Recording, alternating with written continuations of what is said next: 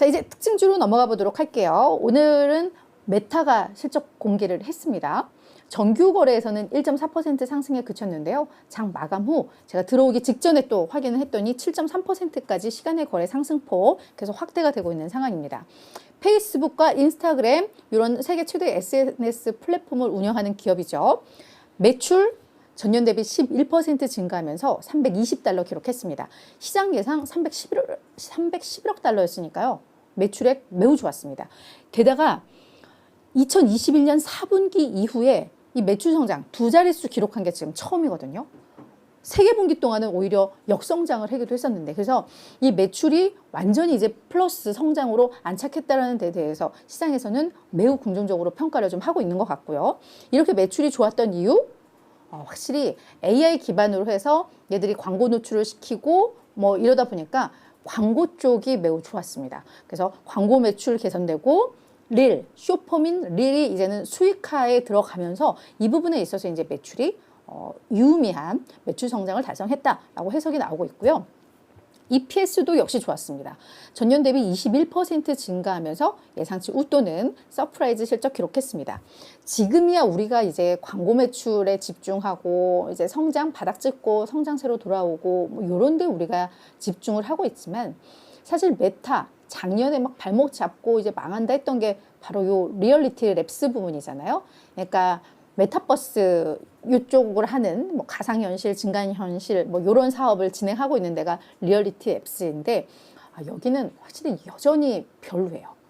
매출도 시장 예상보다 훨씬 적었고, 근데 적자는 37억 달러나 냈습니다.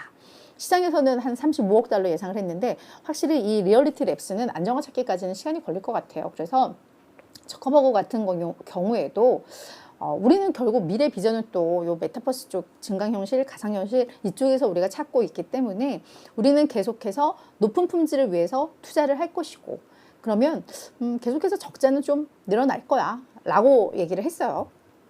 옛날 같으면 이게 엄청난 악재였겠지만 지금은 뭐 광고 매출이나 이쪽이 너무 좋아서 뭐 이런 거는 잘 보이지도 않습니다. 하지만 리얼리티 랩스는 여전히 조금 갈 길이 좀 멀다라는 거 확인이 될 것 같고요. 전체 1일 활성 사용자 수도 30억 명을 돌파를 했습니다. 전년 대비 7%나 증가를 했고요. 얘들의 핵심 SNS인 페이스북 1일 활성화 수도 20억 6천만 명으로 전년 대비 5% 증가한 것으로 나왔습니다. 많은 사람들이 뭐 페이스북이라던가 뭐 이쪽을 떠났다가 돌아오고 있구나 라는 게 또 확인이 좀 되고 있죠. 그리고 또 하나 중요한 거, 3분기 매출 가이던스를 제시를 했는데요. 이게 사실은 또 서프라이즈였죠.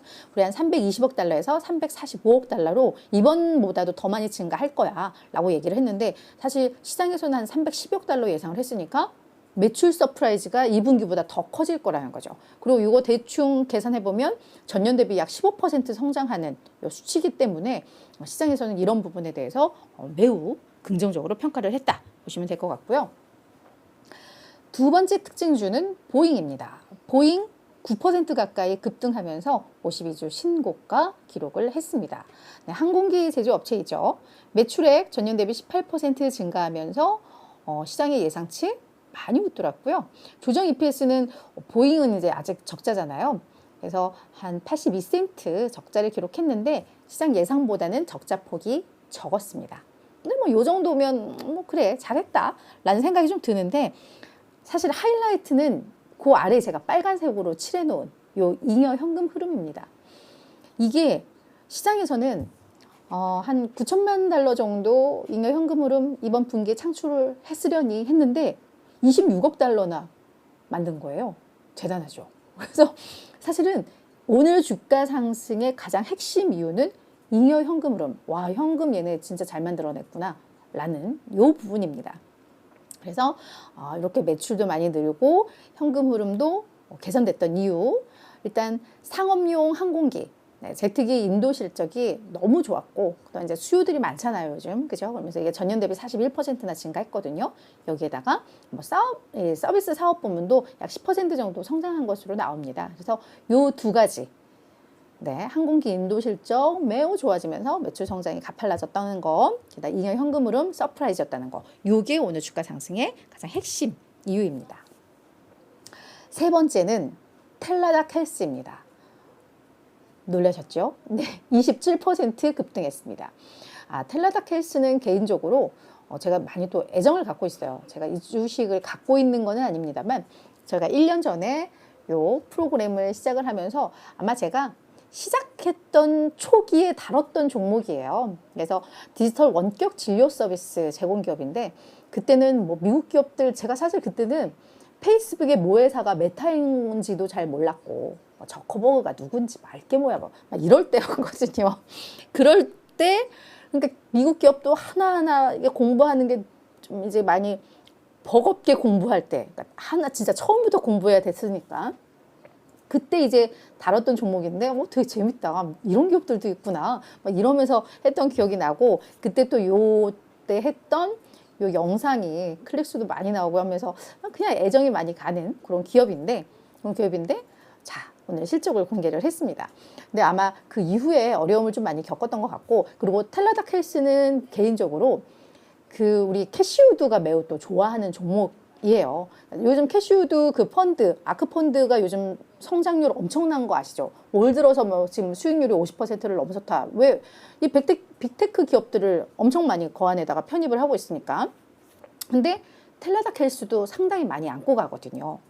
그러니까 오늘 텔라닥 헬스가 26% 올랐으니까 와, 그 펀드 진짜 괜찮겠다라는 생각이 좀 드는데 그러니까 제가 그동안 막 우리 캐시우드 언니 완전 인간 지표야 막 이러면서 했는데 요즘 또 다시 성과가 나와요. 그죠? 네, 일단 텔라닥 헬스 실적 공개를 했는데요. 매출액 전년 대비 10% 증가하면서 시장 예상 수준이었습니다. 근데 또 시장에서 주목한 거는 요 EPS예요.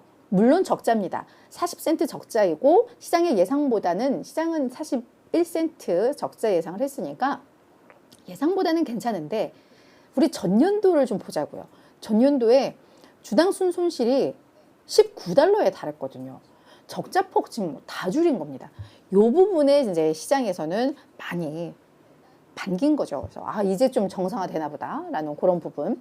왜냐하면 텔라닥 헬스는 사실 원격 진료 회사이기 때문에 어찌 보면 코로나 수혜였을 거예요. 그죠? 이게 대면 진료 안 받고 다 원격으로 받고 뭐 이랬기 때문에 그래서 아마 엔데믹 때문에 그동안 수혜주들 무너졌을 때 아마 많이 어려움을 겪었을 것 같기도 한데 이제 다시 수익이나 이런 데가 또 정상화되고 있고 요 원격 진료에 AI를 또 함께 또 맞물려서 하는 것들 준비를 하면서 많이 개선이 되고 있는 것 같습니다.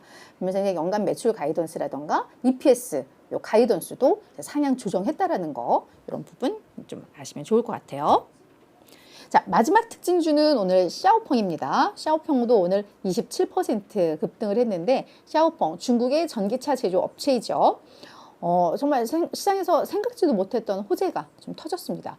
독일의 폭스바겐 그룹이 7억 달러를 샤오펑에 투자를 하겠다라고 발표를 한 거예요. 그래서 투자하면서 주당 이걸 한 15달러 정도에 산 것 같더라고요. 그래서 지분을 한 4.99% 확보를 하게 되는 건데 그래서 앞으로 샤오펑과 이 폭스바겐이 전기차 모델을 공동 개발하겠다라고 발표를 했습니다. 그래서 이 공동 개발한 전기차는 2026년 출시를 목표로 하고 있는데 폭스바겐 입장에서는 폭스바겐이 사실 중국 시장에서 크게 재미 못 보고 있거든요.